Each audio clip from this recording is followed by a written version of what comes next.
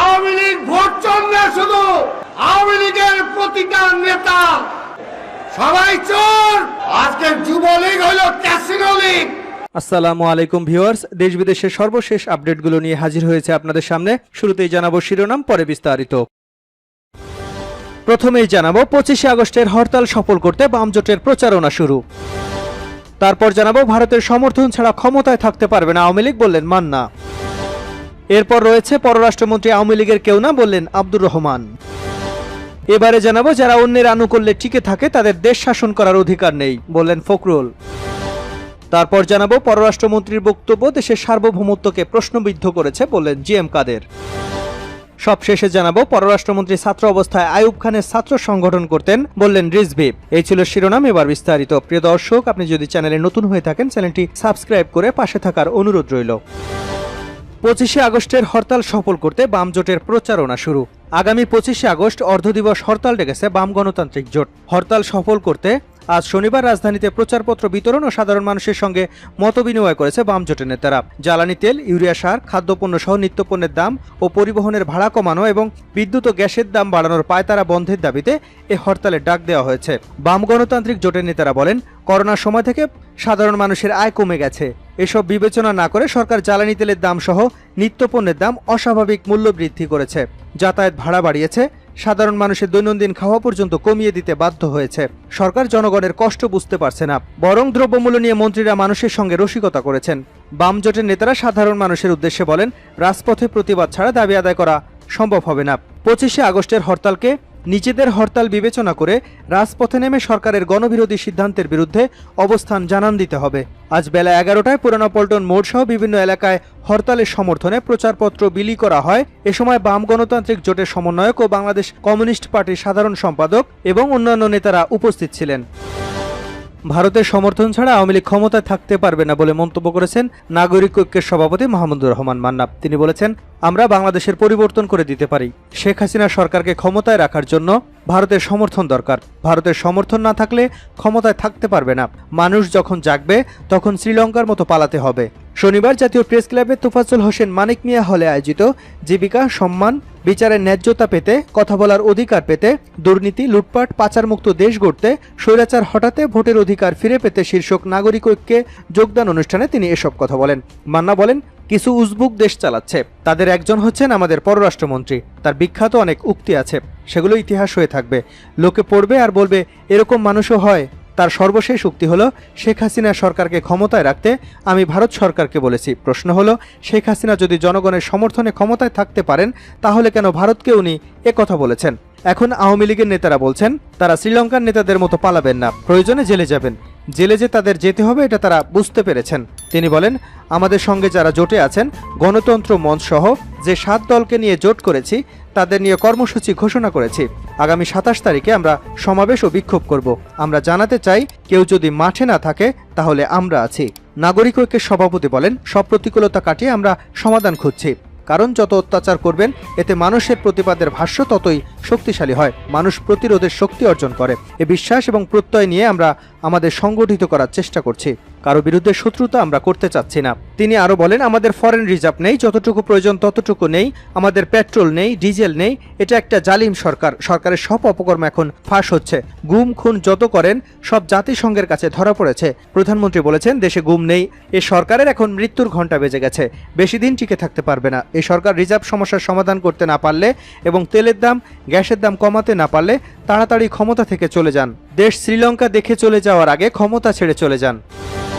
পররাষ্ট্রমন্ত্রী আওয়ামী লীগের কেউ না, বললেন আব্দুর রহমান। পররাষ্ট্রমন্ত্রী ডক্টর এ.কে আব্দুল মোমেন আওয়ামী লীগের কেউ না বলে মন্তব্য করেছেন আওয়ামী লীগের সভাপতি মণ্ডলীর সদস্য আব্দুর রহমান। তিনি বলেছেন, পররাষ্ট্রমন্ত্রী ডক্টর এ.কে আব্দুল মোমেন আমাদের দলের কেউ না। তার বক্তব্যের দায়ভার আওয়ামী লীগ নেবে না। আজ শনিবার দুপুরে ধানমন্ডির 32 নম্বরে 15ই আগস্ট নিয়ে আলোচনা সভা শেষে সাংবাদিকদের প্রশ্নের জবাবে তিনি একথা বলেন।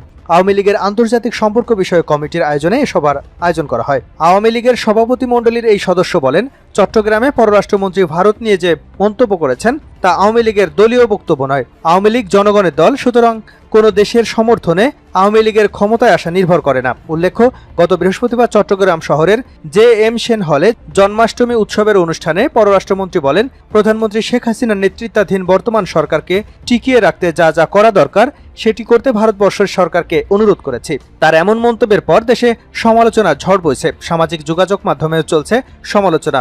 এতে আওয়ামী লীগও বিব্রতকর অবস্থায় পড়েছে।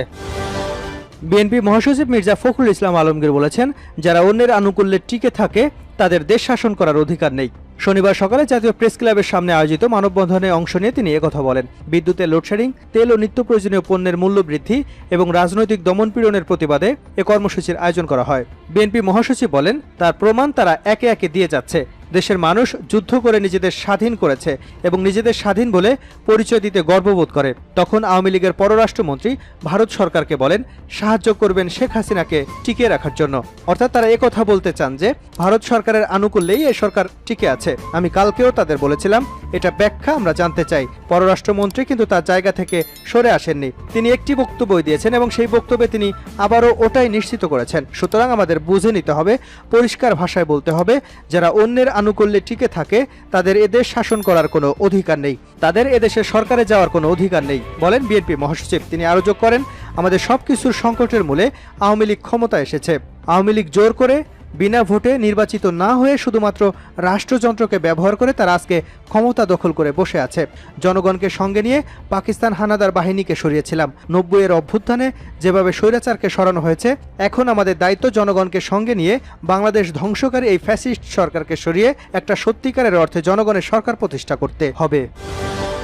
জাতীয় পার্টির চেয়ারম্যান ও সংসদের বিরোধী দলীয় উপনেতা JM কাদের বলেছেন, পররাষ্ট্রমন্ত্রী একে আব্দুল মোমেনের বক্তব্য দেশের সার্বভৌমত্বকে প্রশ্নবিদ্ধ করেছে। পররাষ্ট্রমন্ত্রীর বক্তব্যের দায় সরকার এড়াতে পারে না। আজ শনিবার দুপুরে জাপা চেয়ারম্যানের বনানীর কার্যালয়ে হিন্দু ধর্মাবলম্বীদের অন্যতম ধর্মীয় উৎসব ভগবান শ্রীকৃষ্ণের শুভ জন্মাষ্টমী উপলক্ষে শুভেচ্ছা ও বিনিময়কালে JM কাদের একথা বলেন। পররাষ্ট্রমন্ত্রী একে আব্দুল মোমেন গত বৃহস্পতিবার চট্টগ্রামে জন্মাষ্টমীর এক অনুষ্ঠানে বলেছেন, ভারতে গিয়ে বর্তমান সরকারকে টিকিয়ে রাখতে যা যা করা দরকার তাই করার অনুরোধ করেছেন।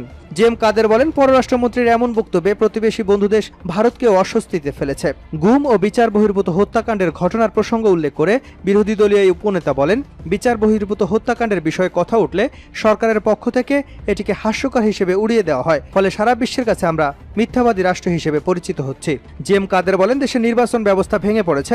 মানুষ নির্বাচনে ভোটাধিকার প্রয়োগ করে প্রতিনিধি নির্বাচন করবেন, আবার প্রতিনিধি পছন্দ না হলে ভোটের মাধ্যমে পরিবর্তন করার অধিকার চান। প্রজাতন্ত্র মানে দেশের মালিকানা সাধারণ মানুষের। দেশের মালিকানা সাধারণ মানুষের না থাকলে এবং জবাবদিহি নিশ্চিত না হলে কখনোই দুর্নীতি রোধ করা সম্ভব হবে না। তিনি বলেন, দুর্নীতির মাধ্যমে প্রতি বছর দেশ থেকে লাখো কোটি টাকা পাচার হচ্ছে। জবাবদিহিতার অভাবে দুর্নীতি ছড়িয়ে পড়েছে প্রতিটি ক্ষেত্রে। কেউ দুর্নীতি সমালোচনা করলে সরকার তাকে ষড়যন্ত্রকারী বা রাষ্ট্রবিরোধী মনে করে। সঠিকভাবে দেশ পরিচালনা করতে চাইলে সমালোচনা শুনতে হবে এবং জবাবদিহি নিশ্চিত করতে হবে। দেশের অর্থনৈতিক অবস্থার কথা উল্লেখ করে জাপা চেয়ারম্যান বলেন, এবছর সরকারকে ঋণের সুদ দিতে হচ্ছে 80 থেকে 90 হাজার কোটি টাকা। আগামী 1-2 বছরে ঋণের আসল সহ সুদের টাকা পরিশোধ করতে হবে। তখন অর্থনৈতিক বিপর্যয়ে পড়তে পারে দেশ। বিশেষজ্ঞদের আশঙ্কা, তখন শ্রীলঙ্কার মতো দেউলিয়া হতে পারে দেশ। তিনি বলেন, সরকার জ্বালানি ও তেলের দাম বাড়িয়ে মানুষের জীবন দুর্বিষহ করে তুলেছে। সব পণ্যের দাম আকাশচুম্বী হয়ে পড়েছে। সরকার হাজার হাজার কোটি টাকা ব্যয়ে মেগা প্রকল্প তৈরি করেছে, কিন্তু মানুষ বাঁচাতে কোনো উদ্যোগ নেই। মানুষ যদি খেয়ে পরে বেঁচে থাকতে না পারে তাহলে মেগা প্রকল্পের সুবিধা কে ভোগ করবে? তিনি হতদরিদ্র, মধ্যবিত্ত ও নিম্নবিত্তের জন্য রেশনিং ব্যবস্থা চালু করতে সরকারের প্রতি আহ্বান জানান। পররাষ্ট্রমন্ত্রী ছাত্র অবস্থায় আইয়ুব খানের ছাত্র সংগঠন করতেন বলেন রিজভী। বিএনপির সিনিয়র যুগ্ম মহাসচিব রুহুল কবির রিজভী বলেন, পররাষ্ট্রমন্ত্রী একে আব্দুল মোমেন নিজেদের স্বার্থে সার্বভৌমত্বকে দুর্বল করতে পারে। তারা সবকিছুই করতে পারে। এর আরও একটা কারণ আছে। এই মোমেন সাহেব ছাত্র অবস্থায় আইয়ুব খানের ছাত্র সংগঠন করতেন। তিনি আরো বলেন, তিনি অখণ্ড পাকিস্তানে বিশ্বাস করতেন। এখন আওয়ামী লীগে যোগ দিয়েছেন। তার অতীতের যে নীতি তার সঙ্গে আওয়ামী লীগের নীতি মেলে না। তাই আওয়ামী লীগের নীতি বেশি করে সম্প্রচার করার জন্য এবং নিজেকে বড় আওয়ামী লীগ করার জন্য এসব কথা বলেছেন। শনিবার দুপুরে জাতীয় প্রেস ক্লাবের সামনে এক মানববন্ধনে রিজভী একথা বলেন। বিএনপির চেয়ারপারসন খালেদা জিয়ার নিঃশর্ত মুক্তি, জ্বালানি তেল এবং নিত্যপণ্যের সীমাহীন মূল্য বৃদ্ধি ও ভোলায় পুলিশের গুলিতে ছাত্র দলনেতা ও স্বেচ্ছাসেবক দলনেতা নিহতের প্রতিবাদে মানববন্ধনের আয়োজন করে university teachers association of Bangladesh. এ সময় রিজভী আরো বলেন, বহির্বিশ্বে বাংলাদেশের মুখপাত্র হচ্ছেন পররাষ্ট্র পররাষ্ট্রমন্ত্রী। তিনি এত বড় কথা বললেন, আর বলবেনই না কেন? একজন রসিক মানুষ আমাকে বললেন, পররাষ্ট্রমন্ত্রী কাণ্ডজ্ঞানহীন হয়ে পড়েছেন। দেশের এত লুটপাট করে স্বর্গে বসে তিনি মনে করছেন সবাই স্বর্গে আছেন। প্রতিটি জিনিসের দাম বেড়েছে, ক্রয় ক্ষমতার বাইরে চলে যাচ্ছে, তাদের তৈরি করা নরকে আছে জনগণ। আর তারা বেহেশতে থেকে এসব বুঝবে কেমনে? বেহেশতে তো হুরপরি থাকে, তাদের আবদ্ধে থেকে তারা তো আবল তাবল বলবেনই। বিএনপির এই মুখপাত্র বলেন, তাদের এক মন্ত্রী বলেছেন এটা দলের না, ব্যক্তিগত বক্তব্য। কিসের ব্যক্তিগত বক্তব্য? আপনাদের পররাষ্ট্রমন্ত্রী একের পর এক ফাউল কথা বলে যাচ্ছেন, দেশের সার্বভৌমত্ব গণতন্ত্রকে তলানিতে নিয়ে যাচ্ছেন, আর আপনারা বলছেন ব্যক্তিগত। তাদের তো সঙ্গে সঙ্গে বরখাস্ত করা উচিত ছিল, কিন্তু আপনারা তা করছেন না, কারণ তাকে আপনাদের দরকার আছে।